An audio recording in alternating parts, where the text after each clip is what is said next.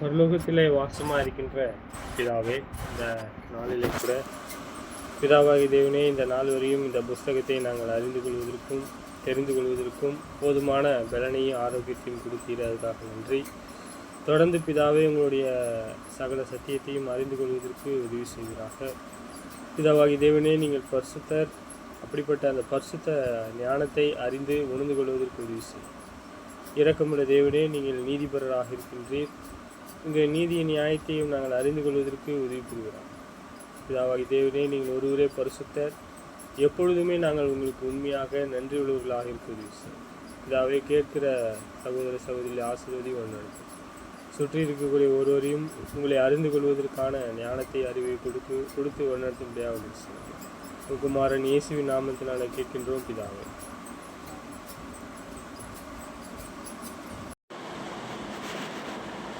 சரி, இந்த நாளில் கூட நம்ம பாடல் பாடி தேவனை மகிமைப்படுத்துவோம்.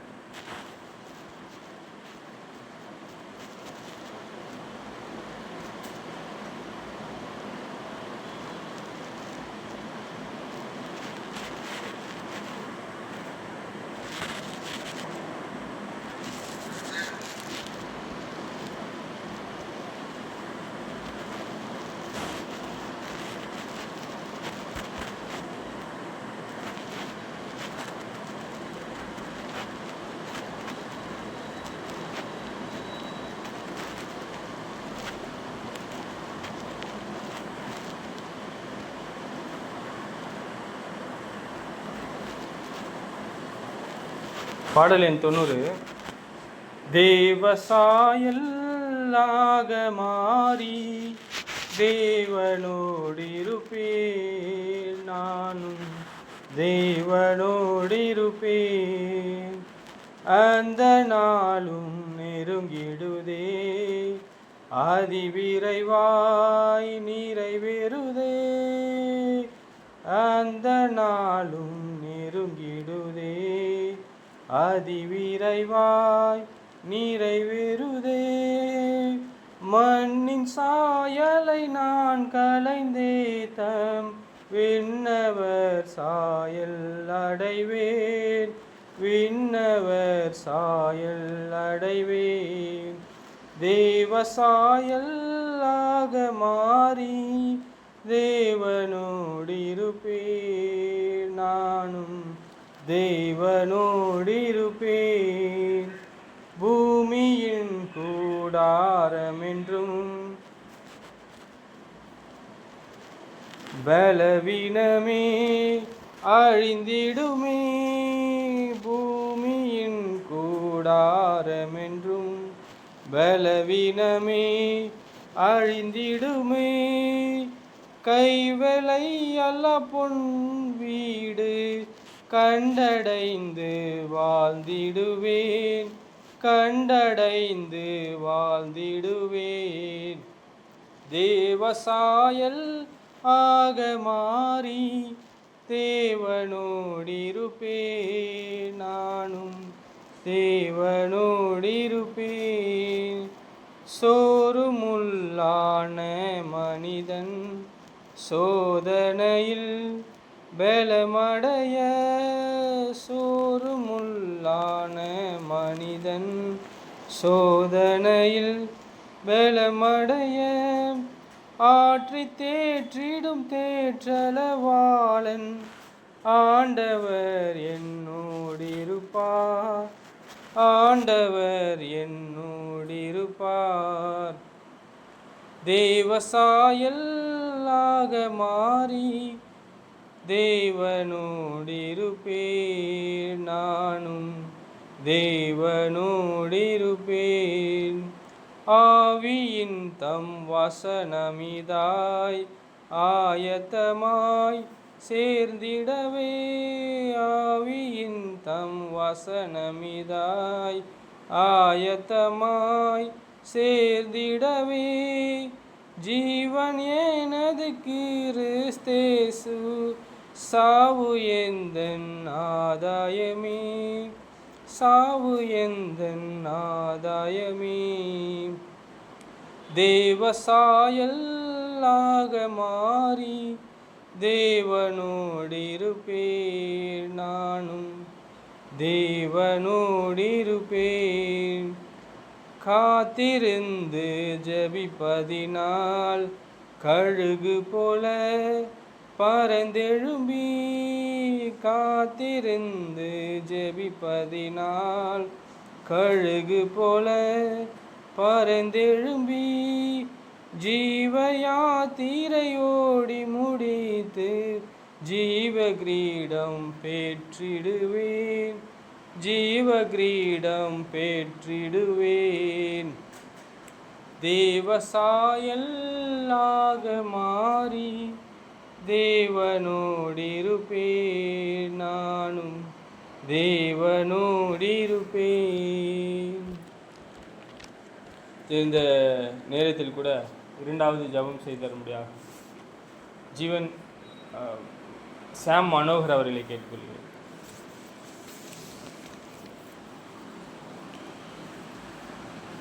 பரலோகத்தில் இருக்கிற பிதாவே, உங்கள் நாமம் ஆசீர்வதிக்கப்படுவதாக. இந்த காலை கொடுத்ததுக்காக நன்றி பிதாவே. கூடி வந்தவங்களை ஆசீர்வதிங்க பிதாவே. உணவு கொடுத்ததுக்காக நன்றி பிதாவே. இந்த பாடம் எடுத்து கொடுத்ததுக்காக நன்றி பிதாவே. இயேசுவின் நாமத்தினால் கேட்கிறேன். நான் இந்த வாரத்தின் முதல் நாள் கூட நம் தேவனுடைய வார்த்தையை, தேவன் சிருஷ்டிகர் என்பதை குறித்து நாம் தொடர்ந்து பார்க்கிறோம். சரி, அவர் எப்படிப்பட்ட சிருஷ்டிகர் என்றால், அவரை விட ஒரு தேவன் இந்த உலகத்தில் இல்லை. அவர்தான் தேவன், காட். ஏன்னா அவர் போதுமான சாட்சிகள், போதுமான விட்னஸ் நாம் அறிந்து கொள்வதற்கும் நாம் தேர்வதற்கும் அவர் என்ன செய்திருக்கார், கொடுத்திருக்கார். தேவனானவர் நம்மளை எப்படி உண்டாக்கினார், செம்மையானவர்களாக கம்ப்ளீட்டாக உருவாக்கினார். ஆனால் மனிதன் என்ன செஞ்சிருக்கான், தேவனை சேவிக்க முடியாதபடிக்கு அவன் என்ன செய்தார் என்றால், தன்னுடைய பாதை, தேவனுடைய பாதையை விட மனுஷனுடைய பாதையை அதிகமாக தெரிந்து கொண்டான். ஏன்னா அதுதான் அவனை துன்பப்படுத்தாது, ஏன்னால் சோதனைக்கு உட்படுத்தாது. ரட்சிப்பின் அதிபதியை எப்படி பூர்ணப்படுத்தினார் என்று எண்ணுகிறீர்கள் என்றால், நம்மளை ரட்சிக்கிறதுக்கு ஒன்றிலிருந்து நம்மளை என்ன செய்திருக்கார் தேவன் என்றால், அழைத்திருக்கிறார். எதற்காக? பரிசுத்தத்திற்கு என்று அழைத்திருக்கார் என்பதாக பேதுரு புஸ்தகத்தில் நம்ம வாசித்திருக்கோம். சரி, இங்கே நம்ம பரிசுத்தத்திற்காக அழைக்கப்பட்ட நாம் என்ன செய்யணும்? நாம் என்ன செய்யணும் என்றால், அவருடைய பாதை, அவருடைய அடிச்சூட்டை நாம் அறிந்து கொள்ளணும். அவருடைய புதிய மனதை நாம் என்ன செய்யணும்? ஞானஸ்தானத்தை பெற்றிருக்கிறவர்கள் அவருடைய புதிய மனம் அது என்ன சொல்லுது? நான் பாவம் செய்ய மாட்டேன், அவருடைய பிரமாணத்தின்படி செய்வேன். கிறிஸ்துவுக்குள் நீதிமான்களாக்கப்பட்டபடி நாடுகிற நாமும் பாவிகளாக காணப்பட வேண்டாமல் கிறிஸ்து பாவத்திற்காக காரணரா அல்லவே?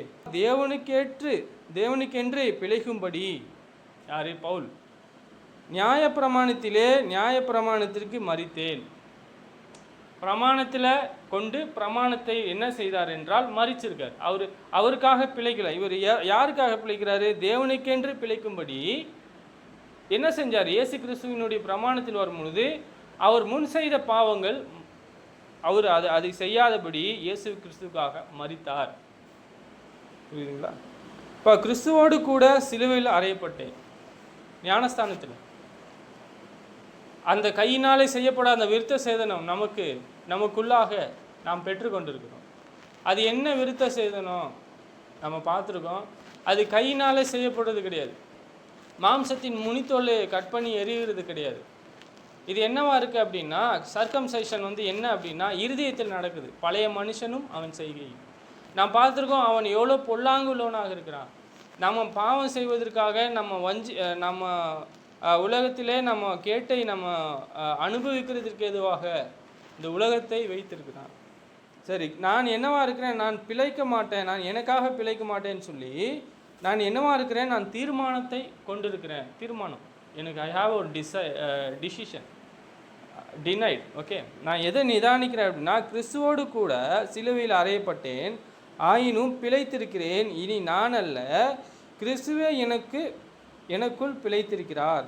நான் இப்பொழுது மாம்சத்திலே பிழைத்திருக்கிறது, என்னிலே அன்பு கூர்ந்து எனக்காக தம்மை தாமே ஒப்பு கொடுத்த தேவனுடைய குமாரனை பற்றும் விசுவாசத்திலே பிழைத்திருக்கிறேன். சரி, கிறிஸ்துவோடு கூட சிலுவையில் அறையப்பட்டேன். எப்போ? ஞானஸ்தானத்துக்கு முன்பு. அவர் தான், இயேசு கிறிஸ்துவுக்காக தான் நான் ஜீவிக்க போகிறேன், அவர் சகல நன்மைகளிலும் நான் நிரப்பப்பட போகிறேன். இப்போ இருக்கிறத மனுஷங்களாம் எதை காண்பிக்கிறாங்க அப்படின்னா, பொருளாசையை, பண ஆசையை, உலகத்தின் மேல் இருக்கக்கூடிய அந்த அந்த கிரேவினஸை காமிக்கிறாங்க. நம்மளை என்ன செய்யும்? உலகமும் உலகத்தில் உள்ளவர்களும் அன்பு கூறாது இருங்க கட்டளை இருக்கு. சரி, அது அது 2 எஜமானுக்கு நாம் ஊழியம் செய்யாதபடி, 2 எஜமானுக்கு நாம் ஊழியம் செய்யக்கூடாது. ஆனால் மனுஷன் என்ன செய்வான்? அவனுக்கு புரியல, அவன் வஞ்சிக்கப்படக்கூடியவனாக இருக்கான். நாம் என்ன செய்யணும்? பவுலானவர் பார்க்கறது போல பிரமாணத்தின்படி நாம் பார்க்கக்கூடியவர்களார். இப்போ நான் பிழைத்திருக்கிறது நான் கிறிஸ்துவுக்காக என்றால், நான் யாருக்காக பிழைக்கிறேன்? நான் மாம்சத்தில் பிழைக்கிறேனா, இயேசு கிறிஸ்துவுக்காக பிழைக்கிறேனா? சரி, இங்கே பிழைத்திருக்கிற எனினில் அன்பு கூர்ந்து எனக்காக தம்மை தாமே ஒப்பு கொடுத்த தேவனுடைய குமாரனை பற்றும் விசுவாசத்தினாலே பிழைத்திருக்கிறேன்.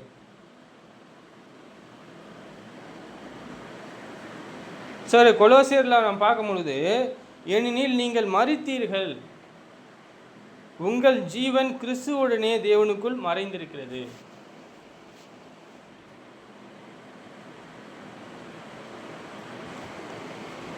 நாம் என்ன செய்யணும்? நாம் மரித்திருக்கிறோம். நாம் திருப்பியும் நாம் என்ன செய்கிறது இல்லை. நான் எனக்காக, என்னுடைய சொந்த பிரயோஜனத்திற்காக, என்னுடைய ஆசை இச்சைக்காக நாம் வாழக்கூடாது.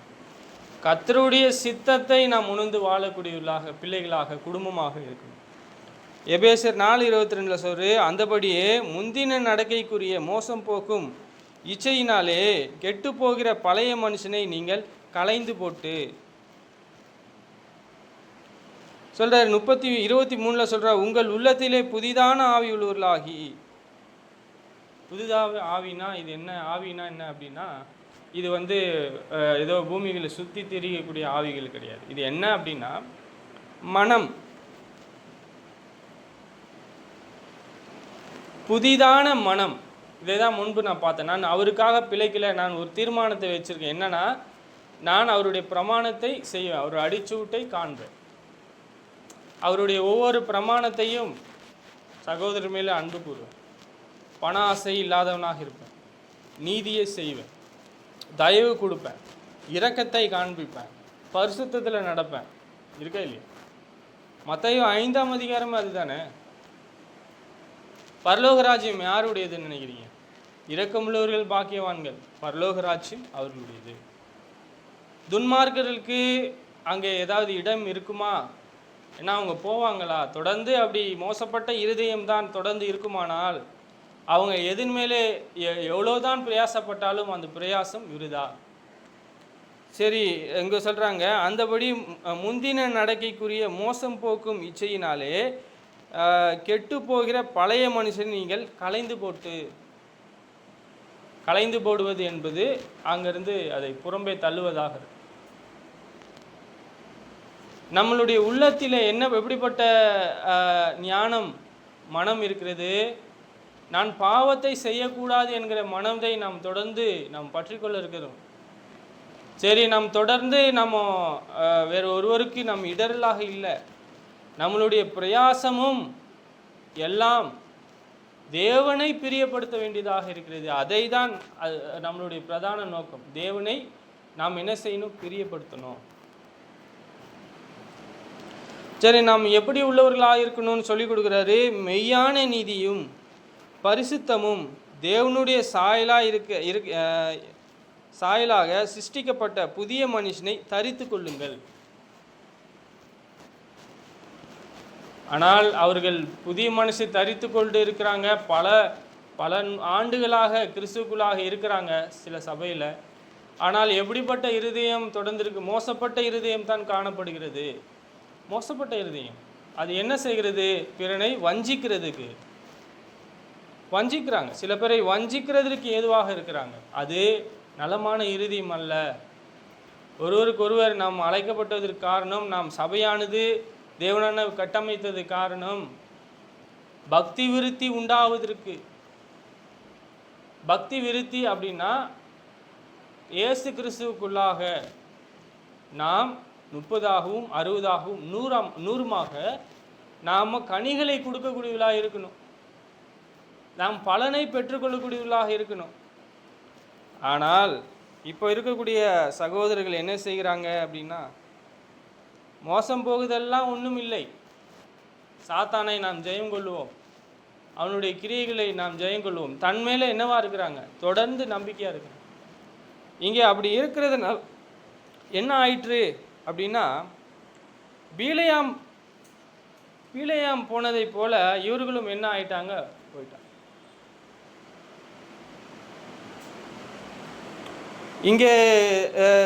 இங்கே பீலையாம் இஸ்ரவேலர்களை சபிக்கிறதுக்காக போறார். மோவாப் ராஜா தான் இந்த காரியத்தை செஞ்சிருக்கார். நான் உனக்கு வீடு முழுவதும் நீ எனக்கு பொருளை கொடுத்தாலும் நான் ஒத்துக்க மாட்டேன். அப்போனா அவருக்கு என்ன இருந்தது, பொருளாசை. சரி, இந்த தீர்க்கதரிசியினுடைய மதிகேட்டை தடுத்தது என்னவா இருக்குன்னு நினைக்கிறீங்க? இப்போ தேவனுடைய ஜனம் இருக்கு, தேவனுடைய ஜனம் பாவத்தை செய்யாதவர்களாக இருக்காங்க, தேவனுடைய ஜனம் தேவனுக்கு ஒரு நோக்கம் உள்ளவர்களாக இருக்கிறாங்க. அவர் தான் இங்கே எகிப்திலிருந்து வரவழைச்சிருக்காரு. அப்போ அந்த மோவாப் தேசத்துக்குள்ளே அவங்க போனாங்க அப்படின்னா, மாடு மேய்கிறதை போல அங்கே இருக்கிறவங்க எல்லாத்தையும் எடுத்துப்பாங்கன்னு வாசிக்கிறோம். அங்கே இருக்கிறவங்களே பேசிக்கிறாங்க. சரி, எதற்காக அப்படின்னா, இங்கே அந்த ஜனம் இந்த தேசத்திற்குள் வராதபடிக்கு என்ன செய்கிறாரு மோவாப் ராஜா, அங்கேயே அவர் என்ன செய்கிறார், சபிக்கணும், தேவனானவர் அடிக்கணும் அப்படி சொல்லி அங்கே தவறான ஒரு யோசனை கொடுக்குறார், பொருளாசையை கொடுக்குறார்.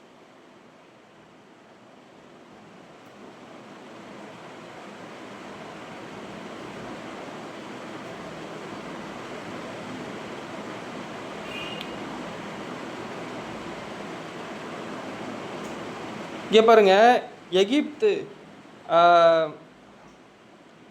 என்னாகமும் 22:1 பீலையாமும் மோவாப்பின் ராஜாவும் பின்பு இஸ்ரவேலி புத்திரர்கள் பிரயாணம் பண்ணி எரிகோவிலே கிட்டே இருக்கவும்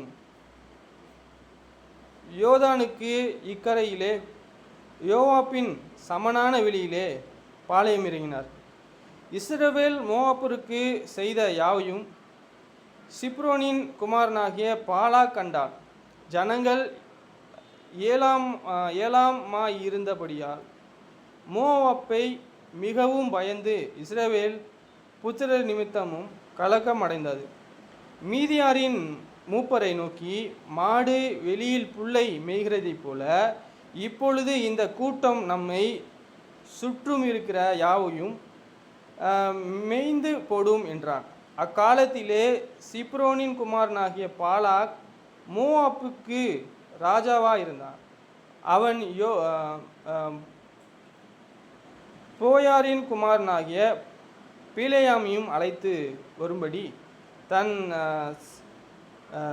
சந்ததியாருடைய தேசத்திலே நதி அருகேயுள்ள பெத்ருக்கு ஸ்தானம் பகுதிகளை அனுப்பி, எகிப்திலிருந்து ஒரு ஜனக்கூட்டம் வந்திருக்கிறதை, அவர் பூமியில் விசேஷித்த முடிவு எனக்கு எதிரே இறங்கி இருக்கிறார்கள். அவர்கள் என்னிலும் பலவான்கள் ஆகிலும் நீர் ஆசீர்வதிக்கப்பட்டவன், நீ சபிக்கிறவனை சபிக்கப்படுவான் என்று அறிவேன். ஆதலால் நீ எனக்காக அந்த ஜனத்தை சபிக்க வேண்டும். அப்பொழுது ஒருவேளை நான் அவர்களை முறியடித்து அவர்களை இந்தேசத்திலிருந்து துரத்தி விடவும் என்று சொன்னான்.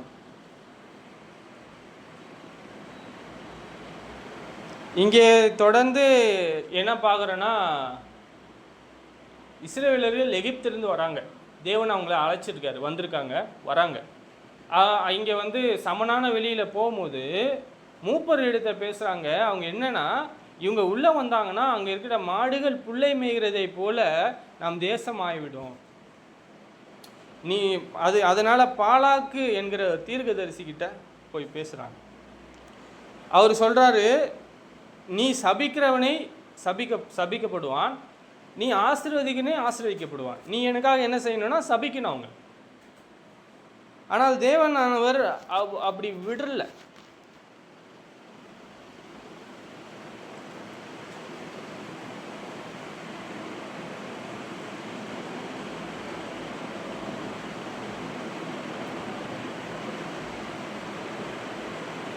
சரி, இங்கே தொடர்ந்து அவரை சபிக்கிறதுக்காக நிறைய முறை முயற்சி செய்கிறாரு, ஆனால் ஆசீர்வதிக்கணும். ஆனால் ஏன் அப்படி நடக்குது அப்படின்னா, பரலோகத்தின் தேவனை தவிர ஒரு சந்ததியை சபிக்கிறதுக்காகவோ ஒரு சந்ததியை ஏற்படுத்துவதற்காகவோ யாரால் முடியுமா? முடியாது. நாம் தொடர்ந்து யார் மேலே நம்பிக்கையாக இருக்கிறாங்க அப்படின்னா தேவன் மேலே. இதெல்லாம் நாம் பார்க்க முடியுது. ஒருவர் அநியாயமாய் சபிக்கிறாங்க அப்படின்னா அந்த சாபம் நமக்கு வராது. ஏன் அப்படின்னா அந்த பாவத்திற்கான கூலியை நாம் பெறுகிறது இல்லை. ஏன்னா அது அநியாயமானது, அந்த சாபம் தங்காது.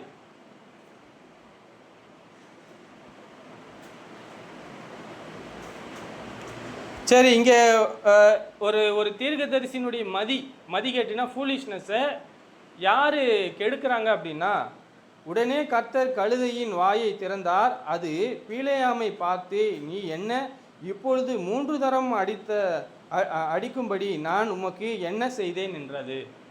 கழுதை பேசுது. வேத வாக்கியத்தில் பார்க்குறோம்.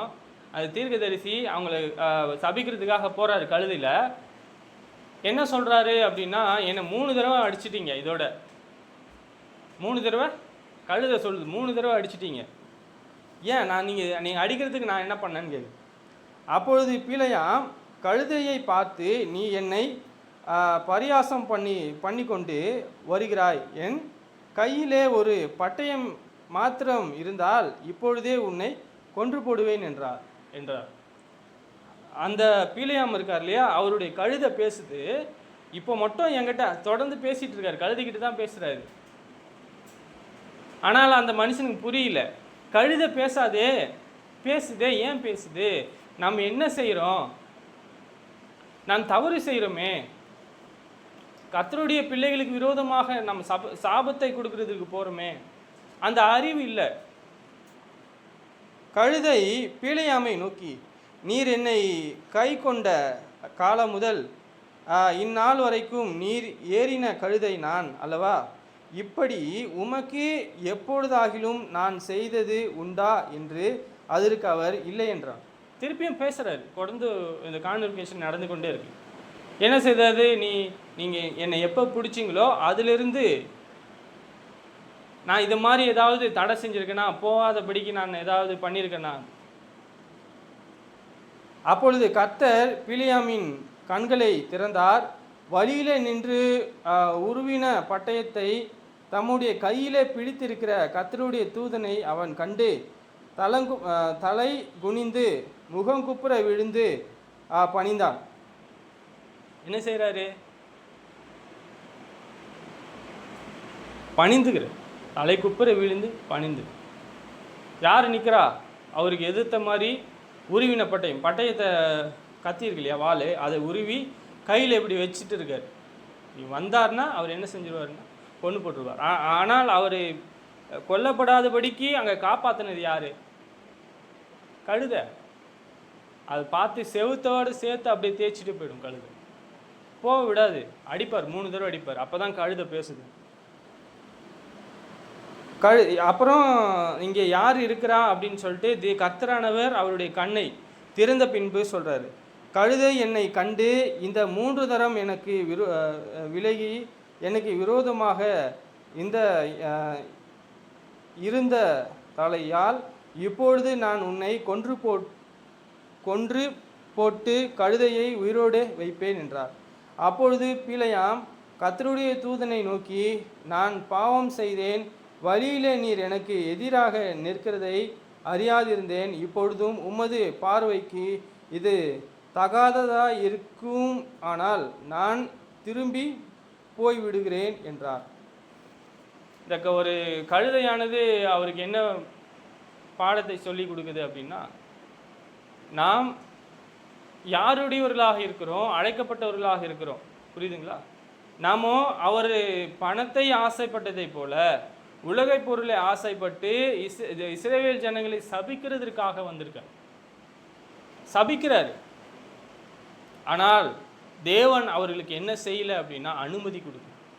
அந்த சாபம் இஸ்ரவேலர்களுக்கு தங்கலை.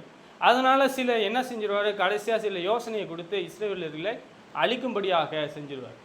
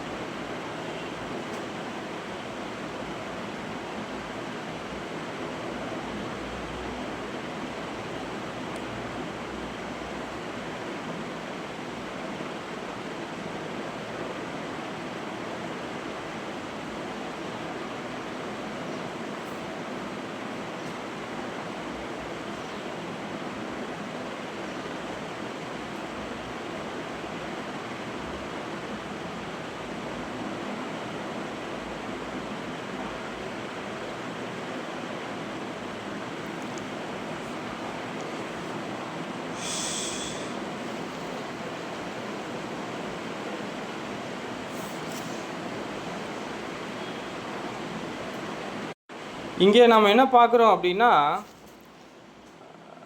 செம்மையான வழியை விட்டு தம் நடந்து என்ன எப்படி நடந்தாங்க அப்படின்னா, தன்னுடைய செம்மையான வழியை விட்டு தேவனுடைய வார்த்தையை பேசுகிறதை விட்டு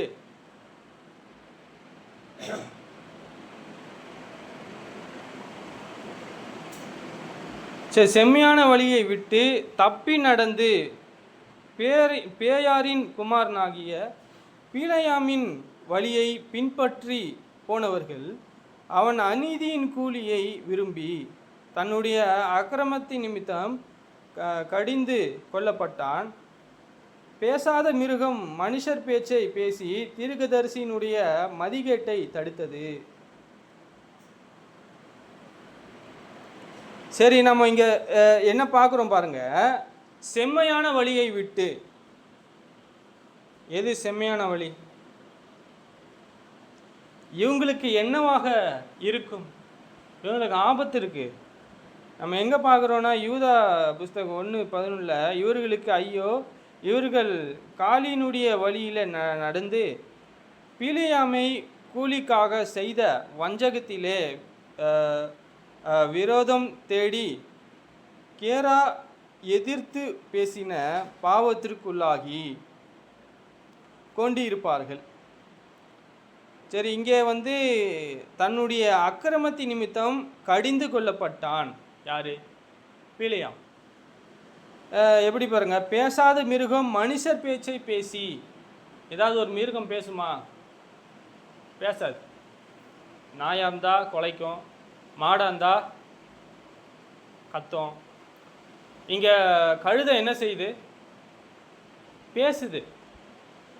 நீங்கள் எப்போ என்னை பிடிச்சிங்களோ அதிலிருந்து என் மேலே தானே ஏறி வரீங்க. எப்பயாவது நான் இது மாதிரி செஞ்சுருப்பேன். என்ன நான் எதுவுமே பண்ணல, 3 தடவை என்னை அடிக்கிறீங்க. அவர் எதற்காக போகிறாரு அப்படின்னா, அது செய்வதற்கான காரியம் தேவனுக்கு பிடிக்கல. தேவன் யார் அப்படின்னா, அவர்தான் சிருஷ்டிகர். நம்மளுடைய யோசனையும் நம்மளுடைய ஐடியாலஜியும் தேவனுக்கு பிடிக்காது. எது நீதியோ, எது உண்மையோ, எது பரிசுத்தமோ அதுதான். Incoming call from Daniel that identified by Truecall.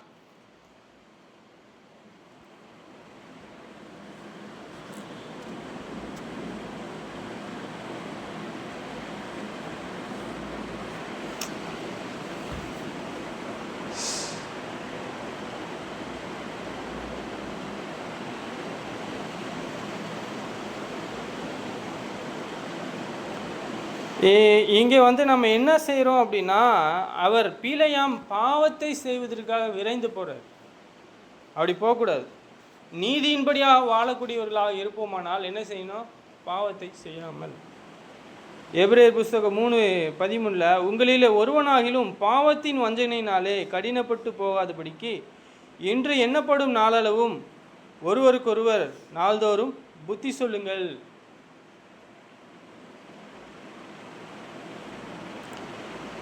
ரோமர் 7:14 சொல்கிறாரு, பாவமானது கற்பனையினாலே சமீபமாயிற்று, என்னை வஞ்சித்து அதனாலே எனக்கு கொன்றது. இங்கே 24 நீங்கள் பார்க்குறீங்க, விசுவாசத்தினாலே மோசே தன் பெரியவனான போது பார்வோனுடைய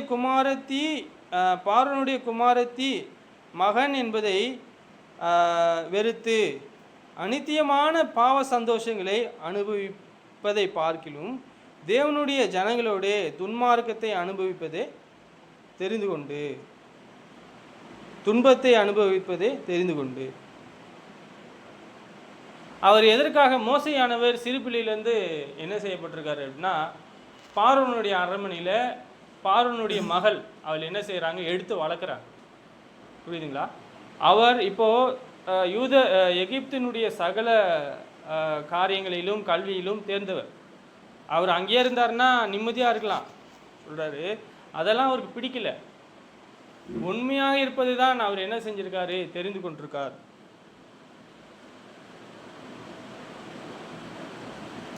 அது 26 பார்க்குறோம். இனி வரும் பலன் மேல் நோக்கமாக இருந்து எகிப்தில் உள்ள பொக்கிஷங்களிலும் கிறிஸ்துவின் நிமித்தம் வருகிற நிந்தனையை அதிக பாக்கியம் என்று எண்ணினேன்.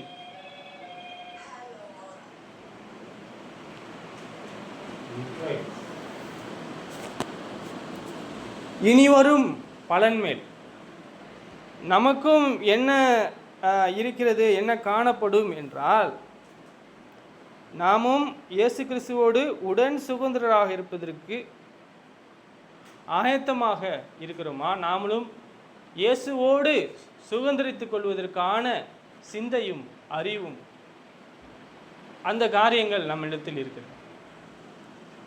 சரி, நம்ம கிறிஸ்துக்குள்ளாக வந்தோடனே சுதந்திரித்து கொண்டோமா? பலனானது இருக்கு. அவருடைய அடிச்சூட்டிலே நாம் எப்படி இருக்கிறோம், சாயலை எப்படி எடுத்துக்கொள்கிறோம், நாம் என்ன செஞ்சிருக்காங்க, நாம் அடாப்ட் பண்ணியிருக்கோம்.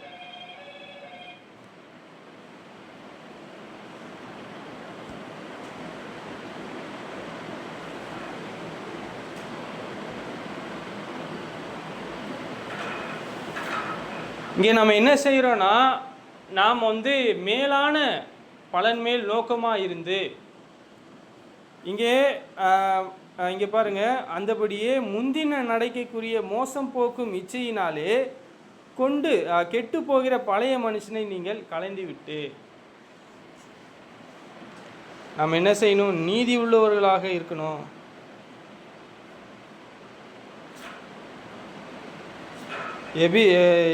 எபேசியர் 4:14 1 கொரிந்தியர் 15:33-34 மோசம் போகாதிருங்கள், ஆகாத சம்பாஷணைகள் நல்லொழுக்கத்தை கெடுக்கும்.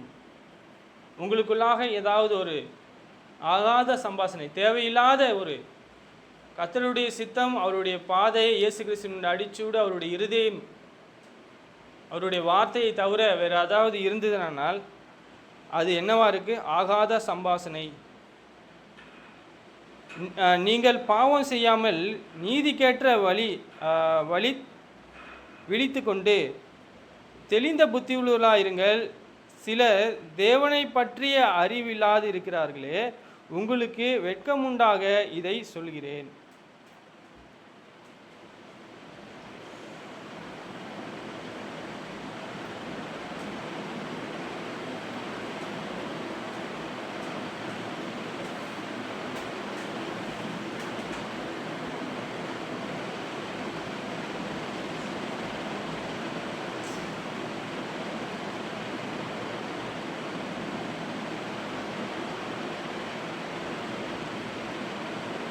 சரி, இங்கே வந்து எது தேவனுக்கு பிரியம்?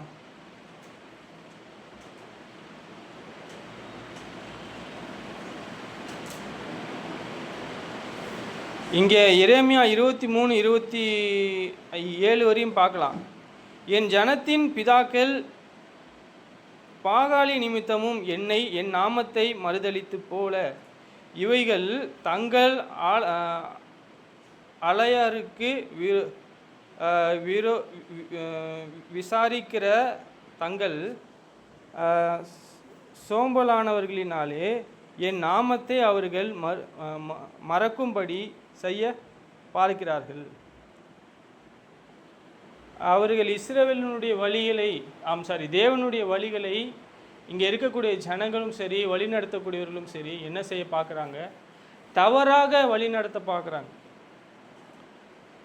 அதுக்கு பதிலாக அவங்க என்ன செய்யணும் அப்படின்னா, தேவன் எப்படி கற்பித்திருக்கிறாரோ, தேவனானவர் அவருடைய வழி என்னவோ, அவருடைய நன்மை என்னவோ, அவருக்கு எது பிரியமோ அவர் மேலே நம்பிக்கையாக இருக்க வேண்டியது இருக்குது. எரேமியா 6:14-16 வழிகளிலே நின்று பூர்வ பாதைகளை எவைகள் என்று கேட்டு விசாரித்து நல்ல வழி எங்கே என்று பார்த்து அதிலே நடங்கள், அப்பொழுது உங்கள் ஆத்மாவுக்கு இளைப்பாறுதல் கிடைக்கும் என்று கர்த்தர் சொல்கிறார். அவைகளை நாங்கள் அதிலே நடக்க மாட்டோம் என்கிறார்கள்.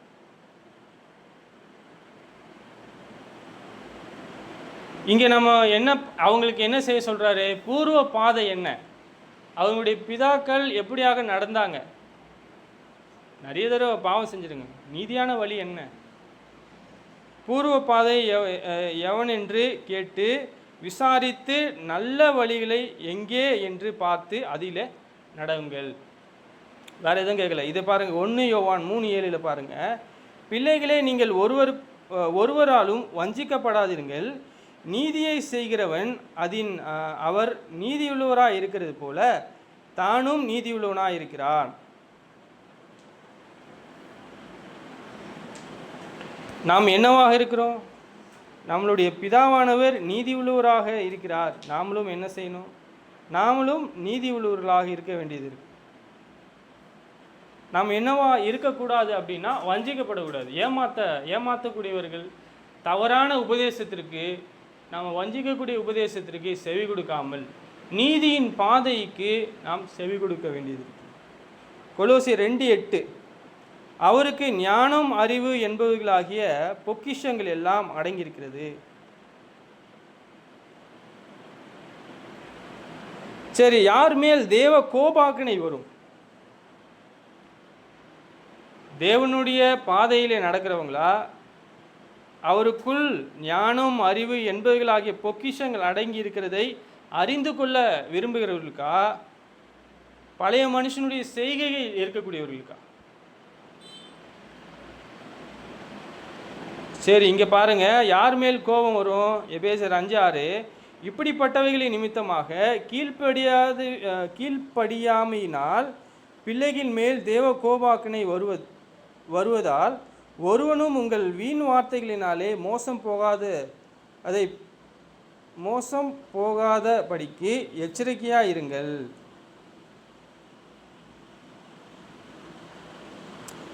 இங்கே ரோமர் 6:16-17 பார்க்குறோம். அன்றியும் சகோதரர், நீங்கள் கற்றுக்கொண்ட உபதேசத்திற்கு விரோதமாக பிரிவினைகளையும் இடரல்களையும் உண்டாக்குகிறவர்களை குறித்து எச்சரிக்கையாக இருந்து அவைகளை விட்டு விலக வேண்டும் என்று உங்களுக்கு புத்தி சொல்கிறேன்.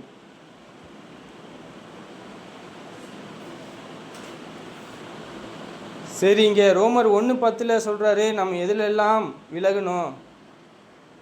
சரி, நாம் எதிலெல்லாம் நாட்டமுள்ளவர்களாக இருக்கணும்?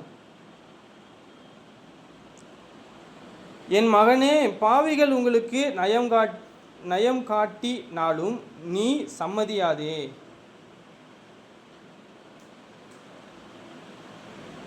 அவன் தொடர்ந்து யார் மேல் நம்பிக்கையாக இருக்கணும் அப்படின்னா, நாம் கர்த்தர் மேல் நம்பிக்கையாக இருக்க வேண்டியது அவசியமாக இருக்கு.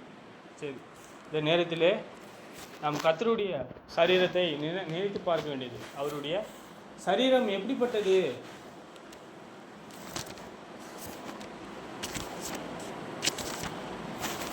சரி, நாம் இந்த வாய்ப்பை கொடுத்த தேவனுக்கு நாம் நன்றி செலுத்துவோம். தொடர்ந்து நம்ம என்ன செய்வோம் அப்படின்னா, அவருடைய சரீரம் பிக்கப்பட்டது, அதை நாம் எப்படி சிந்தித்து பார்க்க போகிறேன்? ஏன் அது அந்த சரீரம் பிக்கப்பட்டது? வாரத்தின் முதல் நாளிலே எதற்காக நாம் அதை சிந்தித்து பார்க்கிறோம்?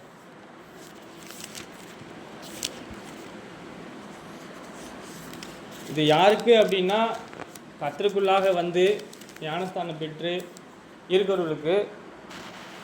சரி, இங்கே பார்க்குறோம்,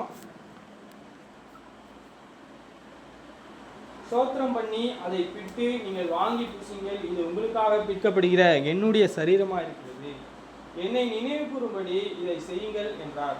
போஜனம் பண்ண பின்பு அவர் அந்தபடியே பாத்திரத்தையும் எடுத்து, இந்த பாத்திரம் என் இரத்தத்தினாலாகிய புதிய உடன்படிக்கைக்குரியதாய் இருக்கிறது, நீங்கள் இதை பானம் பண்ணும் பொழுதெல்லாம் என்னை நினைவு கூறும்படி இதை செய்யுங்கள் என்றார். ஆகையால் நீங்கள் இந்த அப்பத்தை புசித்து இந்த பாத்திரத்திலே பானம் பண்ணும் போதெல்லாம் கர்த்தர் வருமளவும் அவருடைய மரணத்தை தெரிவிக்கிறீர்கள். எப்படி நாம் தெரிவிக்க போறோம்? போஜனம் பண்ண பின்பு அவர் அந்தபடி பாத்திரத்தையும் எடுத்து ஜெபம் செய்தார். சரி, நம்ம எதை சிந்தித்து பார்க்கணும்? கர்த்தர் வருமளவும் அவருடைய மரணத்தை தெரிவிக்கிறோம். அவருடைய மரணம் என்ன? அவர் எப்படியாக அடிபட்டார்? ஏன் அவர் அடிபட்டாரு? எதற்காக அவருடைய சரீரம் பிக்கப்பட்டது சொல்றாரு. அப்பொழுது பிலாத்து இயேசுவை பிடித்து வாரினாலே அடிப்பித்தான். ஏதோ உங்களுக்கு ஸ்டோரி மாதிரி இருக்காது. என்ன அப்படின்னா, இயேசுவினுடைய மரணம் மிகவும் வேதனை